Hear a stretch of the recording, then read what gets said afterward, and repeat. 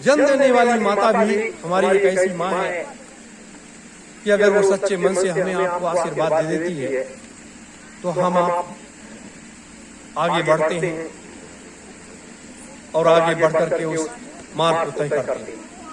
मेरे धर्म प्रेमी गुरु भाई बहनों, इस तरीके से इसीलिए माँ के सानिध्य में हम आप जाते हैं। और ये तो सतयुग तीर्थ का आश्रम है।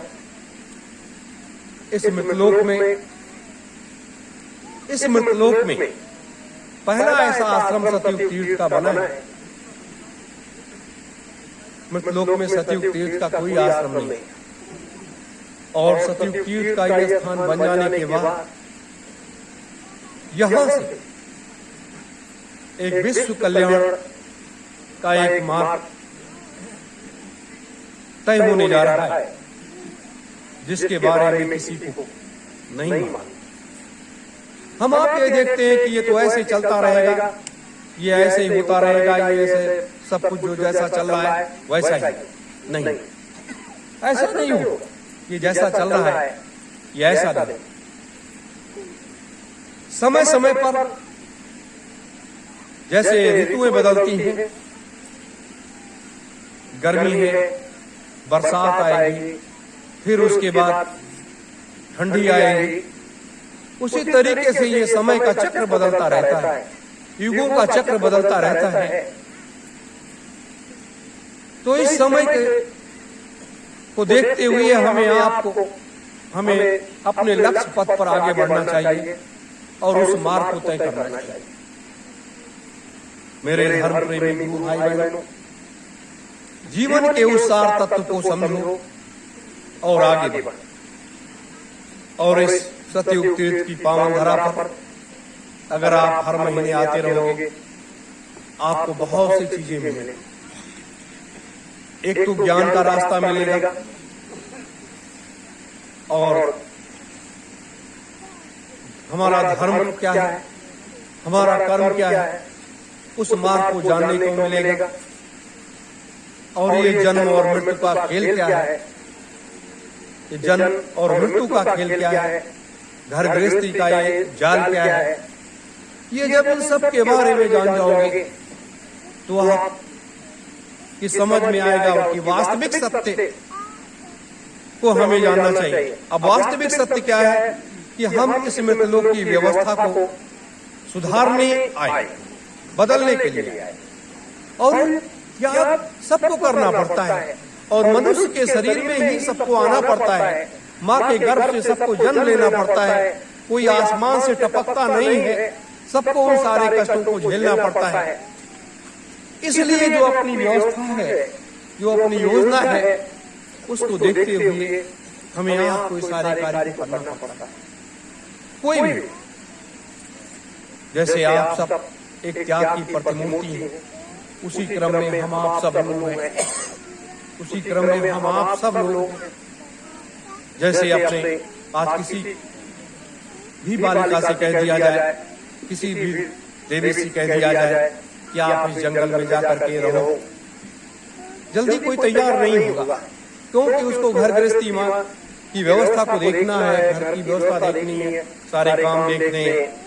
लेकिन उसी क्रम में अगर देखा जाए, अपनी दीदी माँ को देखा जाए, तो वो इस जंगल में रहकर हमारे आप सबके बीच में एक त्याग की मूर्ति, उन्होंने अपने बचपन से लेकर के और अपने इतनी उम्र तक जितना बड़ा त्याग किया है, जितना संघर्ष किया है, जिस मार्ग पर वो चल रही है, उनका एक ऐसा मार्ग है जिसकी तुलना नहीं की जा सकती। कोई भी जिसकी तुलना नहीं की जा सकती।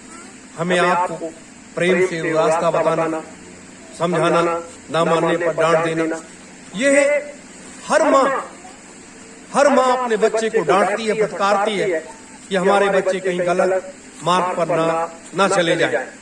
ये माँ का अधिकार है, और इस अधिकार को कोई कभी छीन नहीं सकता है, कोई कभी नहीं छीन सकता है। ये हमें विरासत में मिला, हमारी माँ को, सभी माताओं को ये विरासत में मिलता है। और जब कोई भी अगर पूरे संसार की जब वो माँ होती है, तो उसे एक बड़ी चीज विरासत में मिलती है।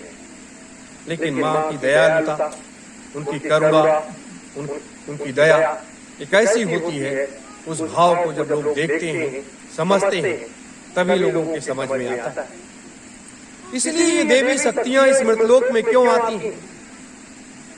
हर युगों में, हर समय, आदिकाल में, अनादिकाल में, सतयुग में, त्रेता में, द्वापर में और कलयुग के कई 5300 वर्षों में लगभग ऐसे कई हजार देवियों ने इस मृतलोक में जन्म लेकर के और उन्होंने इस मार्ग को तय किया है। तब जाकर के इस पृथ्वी के संतुलन को बनाया गया। माँ हमारी देवी शक्तियां, आज जैसे हम माता दुर्गा को अपना इष्ट मानते हैं, माता काली को अपना इष्ट मानते हैं, उन्होंने वो जो काम देवताओं ने, ब्रह्मा और विष्णु महेश नहीं कर पाए, उस कार्य को उन्होंने किया। इसलिए हम उनकी पूजा करते हैं। इसलिए ब्रह्मा विष्णु महेश 33 करोड़ देवी देवता भी उनकी स्तुति करते हैं, उनको प्रणाम करते हैं। तो ये मृतलोक जो पहचान अपने पास नहीं है, वो पहचान दीदी माँ के पास है, जो आप लोगों के पास है। तो इस तरीके से सबके कार्य बटे हुए हैं, सबकी जिम्मेदारियां बटी हुई हैं मेरे धर्म प्रेमी गुरु भाई बहनों। इसलिए कभी भी हमें नाराज नहीं होना चाहिए। हमें सत्य का मार्ग जब आपने पकड़ा है, तो सत्य के मार्ग में तमाम झोंके आएंगे, तमाम तरीके से परीक्षाएं होंगी और उन परीक्षाओं को आपको पास करना पड़ेगा। अगर वो परीक्षा आप फेल हो गए, तब तो आप बेकार। आप विचार करिए कि द्वापर में युधिष्ठिर जैसे धर्मात्मा व्यक्ति को कितने रास्तों से गुजरना पड़ा। आज जुआ एक अभिशाप कहा जाता है कि जुआ जो है खेलना एक बड़ा पाप है, लेकिन युधिष्ठिर को उन रास्तों से भी गुजरना पड़ा और उस देवी शक्ति को, जिसे हम द्रौपदी कहते हैं, कितनी बड़ी कुर्बानी देनी पड़ी, कितनी बड़ी कुर्बानी देनी पड़ी। अपने ही घर में, अपने ही राज दरबार में किन परिस्थितियों से गुजरना पड़ा उसे। ये क्या बना? एक कारण बना। कारण और कारज इसी को कहते हैं कि ये कारण बना, और कारण बनकर के पूरे कितना बड़ा महाभारत हुआ।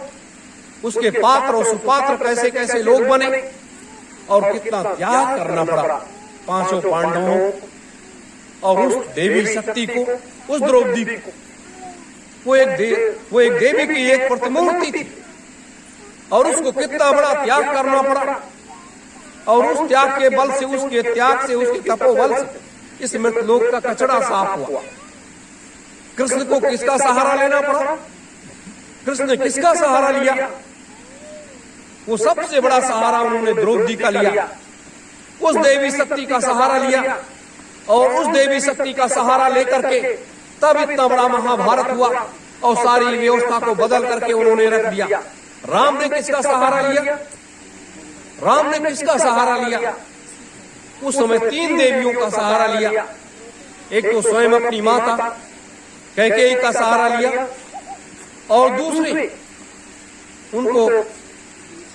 दूसरी वो शक्ति के रूप में जो कुबड़ी दासी के रूप में उनके दरबार में थी, उनके महल में थी, उसका सहारा लेना पड़ा कि उसके जीवा पर सरस्वती को बैठा देना पड़ा और उन शब्दों को माता कैकेयी के बीच में लेकर के जाना पड़ा, रखना पड़ा। तो इस तरीके से उन्होंने 3 शक्तियों का सहारा लेते हुए फिर अपने मार्ग को उन्होंने तय किया और फिर उस देवी शक्ति का सहारा लिया। वो देवी शक्ति कौन थी? जिसे हम माता सीता कहते हैं। सोचिए, राम और लक्ष्मण के साथ में कितना बड़ा त्याग किया, कितना बड़ा त्याग किया। और त्याग की प्रतिमूर्ति बनते बनते भले राम ने अपने तपोबल से उसको एक अणुओं में भी खेल करके उसको एक जगह सुरक्षित कर दिया और उसकी एक दूसरी प्रतिमूर्ति तैयार करके और रावण के दरबार में भेज दिया। लेकिन वो लक्ष्मण भी नहीं जानते थे, कोई नहीं जानता था, सिर्फ राम जानते थे बस। लेकिन बाह्य रूप से क्या था कि माता सीता को लंका में भी जाना पड़ा, रावण लेकर के गए। तो वहां तक पहुंचने का एक मार्ग तय किया गया, एक मार्ग तय किया गया कि वहां पहुंच करके तब हम इन असुरी साम्राज्य का सफाया कर पाएंगे, वैसे नहीं। तो असुरी साम्राज्य का सफाया करने के लिए कितना बड़ा त्याग इन देवियों ने किया है। स्वयं अपने शरीर पर सारे कष्टों को झेल करके और उस मार्ग को प्रशस्त कर दिया है पुरुषों के लिए कि आप आगे आओ और इस व्यवस्था को, आप इस कचरे को साफ कर। तो धन्य है वो भारतवर्ष की देवियां जिनको हम सत सत प्रणाम करते हैं। तो आज के इस परिवेश में, आज के दौर में, आज जहां पूरा देश, हम देश की बात करते हैं, पूरा भारतवर्ष अपने धन, मान, वैभव, बड़ाई के लिए भाग रहा है, वहीं इस युग परिवर्तन के लिए, इस सतयुग की स्थापना के लिए, युग परिवर्तन के लिए, इस महायज्ञ के लिए, इस संसार की व्यवस्था को बदलने के लिए, इस संसार की व्यवस्था को बदलने के लिए ऐसी देवी शक्ति को इस मृतलोक में आकर के तमाम कष्टों को सहते हुए अपने लक्ष्य कदम पर आगे बढ़ना पड़ रहा है। ये भारतवर्ष की देवियां, इसीलिए हमारे भारतवर्ष में देवियों की पूजा होती है। बच्चियों को हम देवी शक्ति के रूप में उनको मान्यता देते हैं, उनकी पूजा करते हैं, उनके चरण रज को माथे लगाते हैं। ये हमारी भारत की संस्कृति है, ये हमारी भारतवर्ष की परंपरा है, जिसको आज लोग भूल गए, आज लोग भूल गए। तो ज्ञान, तो धर्म का व्याख्यान आज हम अपने, कभी हम द्वापर के कृष्ण को याद करते हैं कि उन्होंने कितने बड़े बड़े काम करने के लिए क्या क्या किया।